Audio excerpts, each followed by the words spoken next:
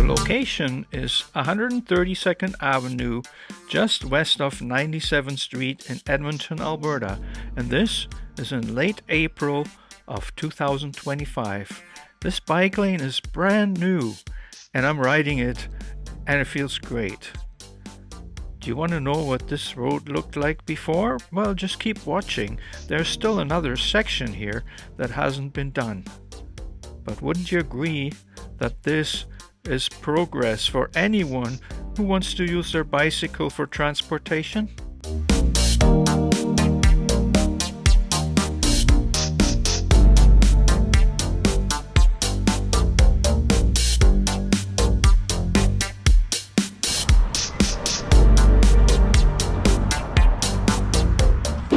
(113A Street), Castle Downs Road further up. See, a while ago I tried to make a video about one of the bike lanes that is under construction here in Edmonton, or at least it's supposed to be. There's a avenue, 132nd Avenue, that normally it has 4 lanes for cars, or so it did most of its life, and it's not a main artery road. It's a road where there are a lot of school zones. It's mostly residential mixed with school zones, and the city has decided that this avenue would be ideal for creating an infrastructure that supports walking and cycling.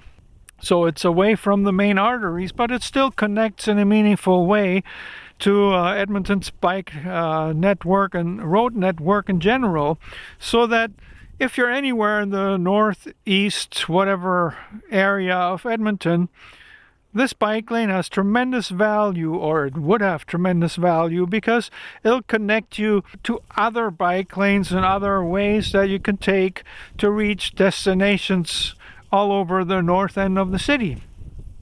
It's part of the bike plan that the city of Edmonton has decided to implement that will cost, over the course of 5 years or something like that, $100 million. $100 million for bike lanes. For some reason, that triggers some people in a bad way.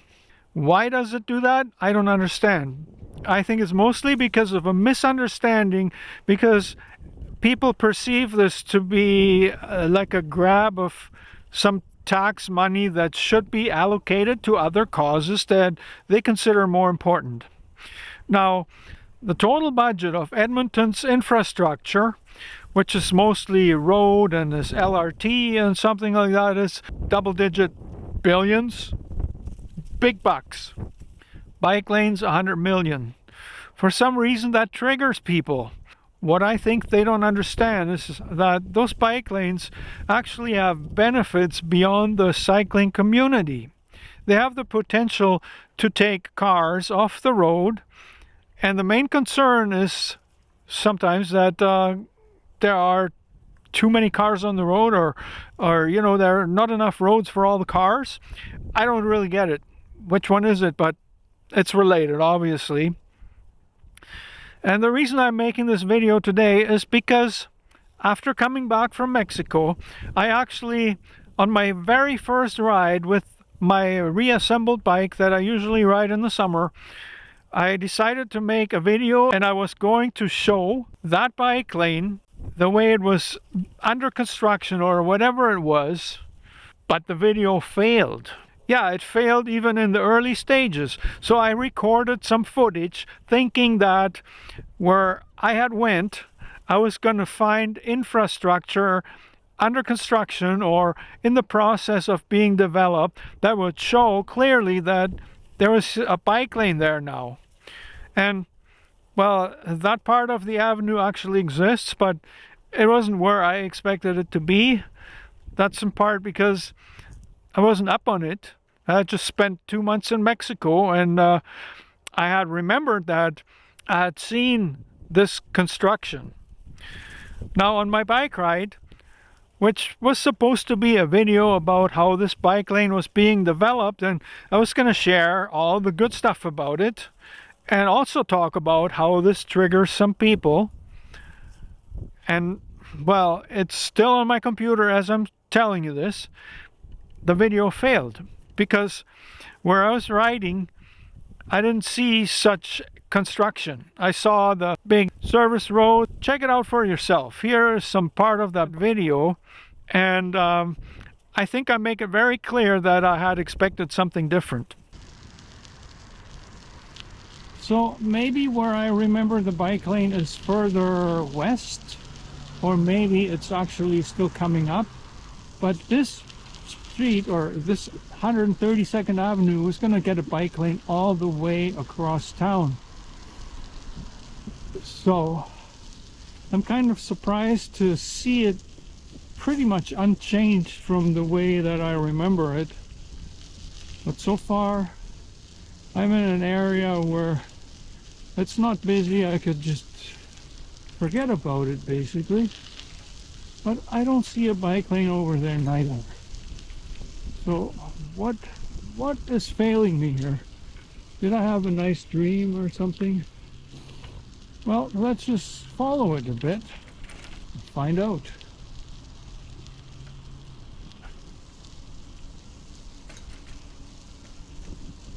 Why do I bring this up today? Well, it's because recently the provincial transport minister has tried to interfere with the city of Edmonton that is trying to develop this new bike lane. The problem is right now, the way it stands, is that this part of the bike lane might never get built if this transport minister gets his way. And now the city of Edmonton is not his jurisdiction.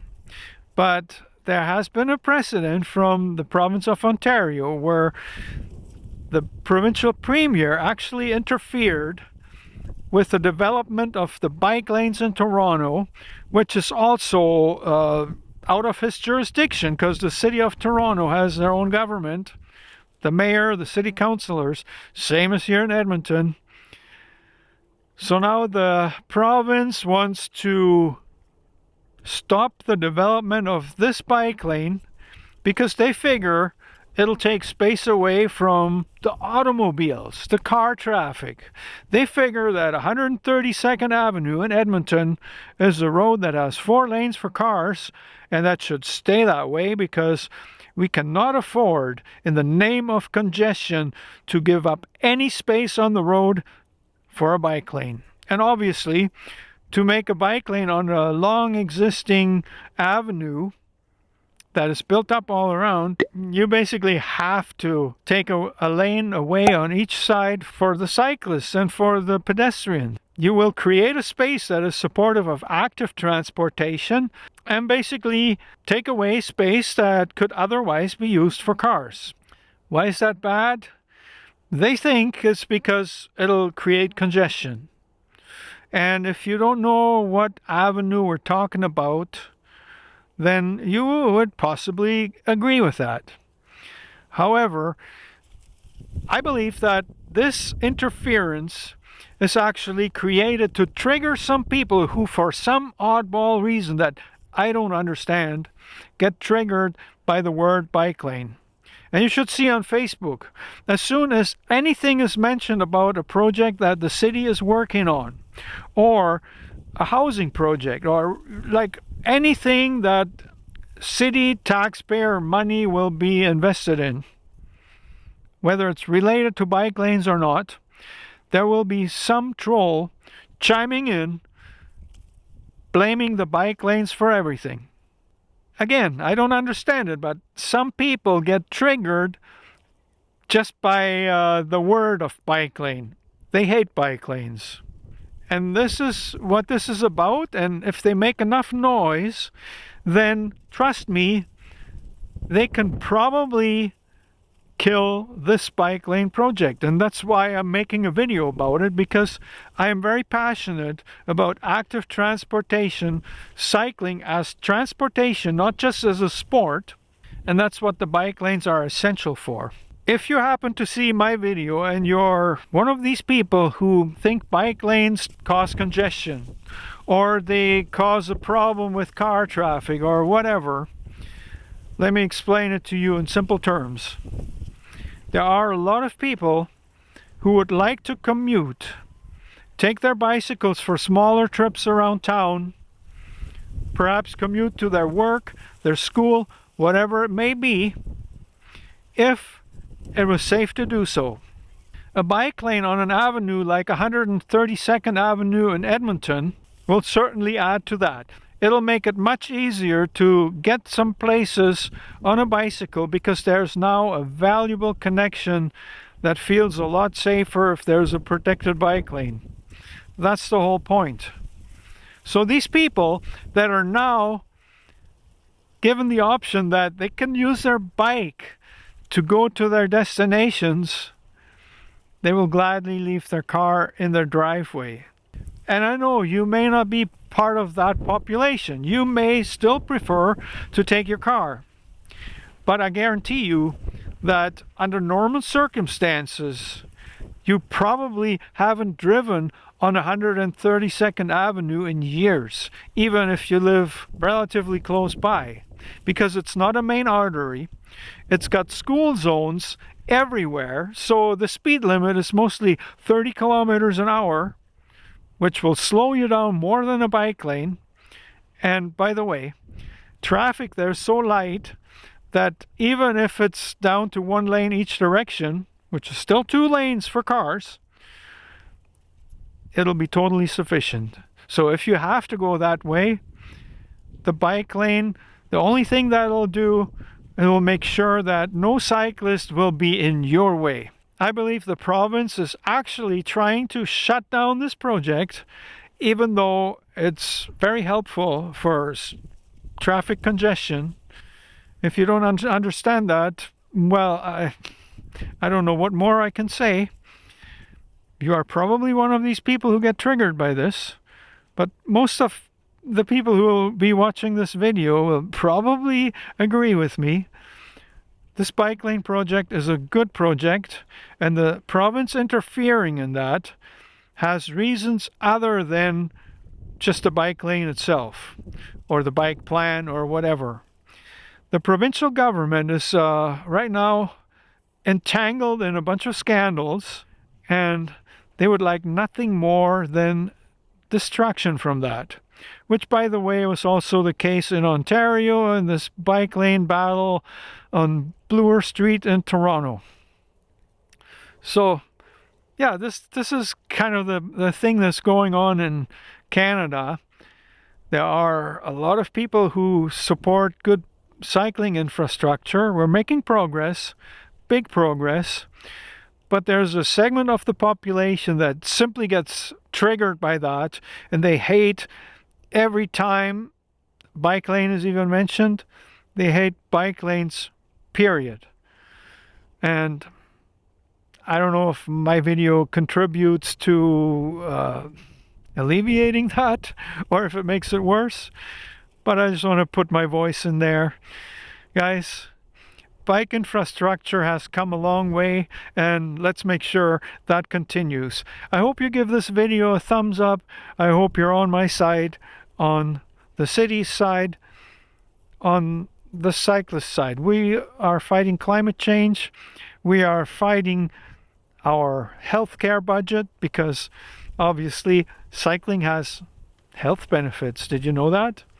So if you happen to live in the city of Edmonton, there's right now still a petition that is circulating. I encourage you to sign it. That is in support of this bike plan and the bike lane on 132nd Avenue, all this. And if you're not in Edmonton, well, just like this video and perhaps subscribe to my channel if you haven't done so yet, and then watch this video that's on the screen right now because you may like it. Thank you. Have a good day.